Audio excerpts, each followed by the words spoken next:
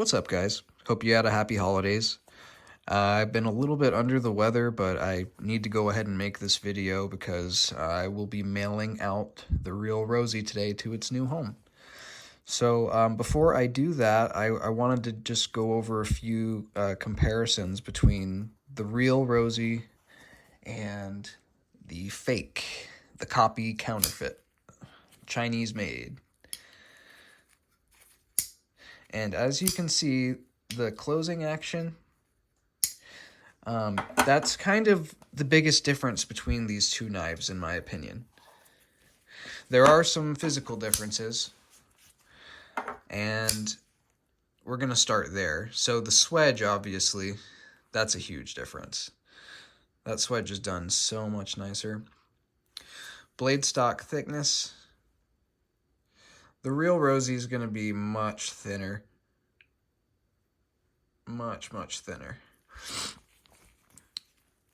The finish, this one's full stone washed, even on the pivot, the hardware.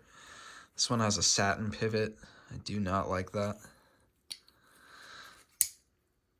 Closing action, needs a little bit more wrist on that one. This one just falls. It legitimately is very smooth.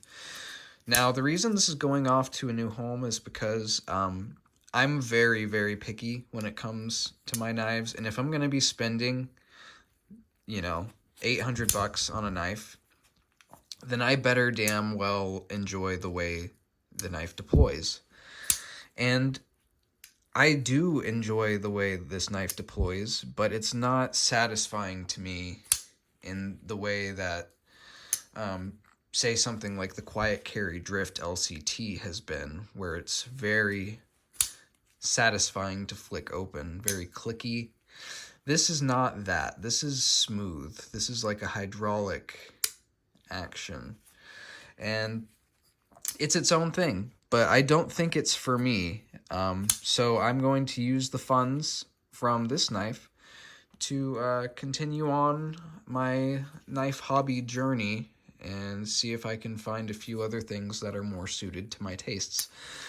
So I know the Kunwu Compadre is definitely on my list, but I'm waiting for that Reverse Tux DLC to get back in stock. I missed the ball on that one.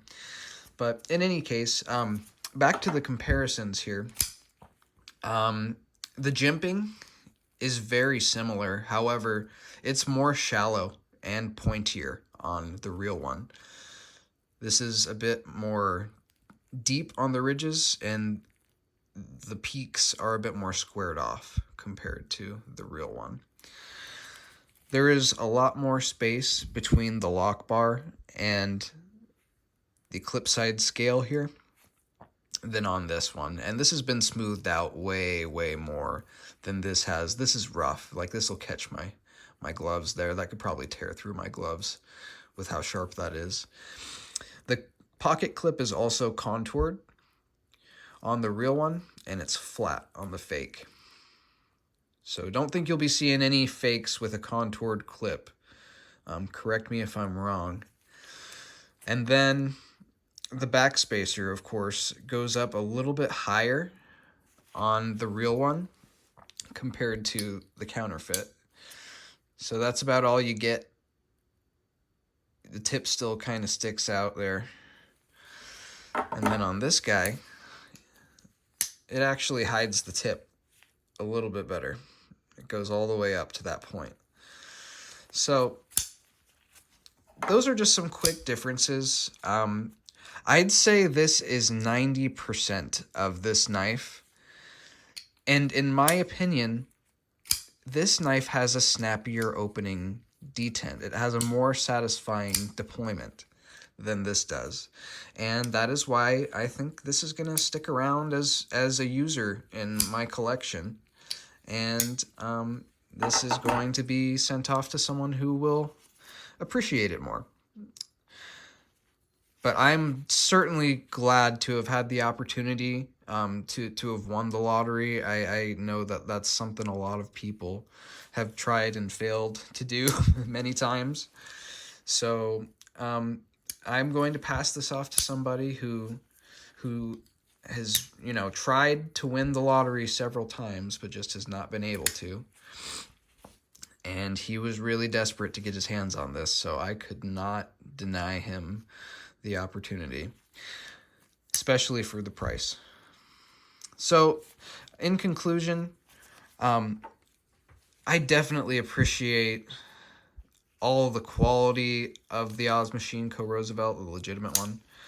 I love what they're doing over in Indiana. This is so nice. It really is. But for the price, I'm going to have to respectfully pass that on to the next owner. And I'm going to stick with this crappy little fake, because honestly, in hand, it feels just about the same. It's got a killer edge on it. It's definitely not Magna Cut. Might not even be 154 cm or whatever it is that they're claiming. But $80 versus $800, and you get what you pay for, no doubt. This is not going to have the closing hydraulic smooth action that the real one is going to have. But this, in my opinion, has a more satisfying deployment than the legitimate Oz Machine Company Roosevelt. But yeah, that's pretty much it for today, guys. Thanks for tuning in. I'm going to go ahead and get this guy mailed out, and hopefully you'll see more full-length videos from me in the future. But thanks for hanging out. Leave a like and subscribe if you can. That'd be awesome. Those of you who have subscribed already, thank you. Other than that, I appreciate y'all. Be safe and have a nice day.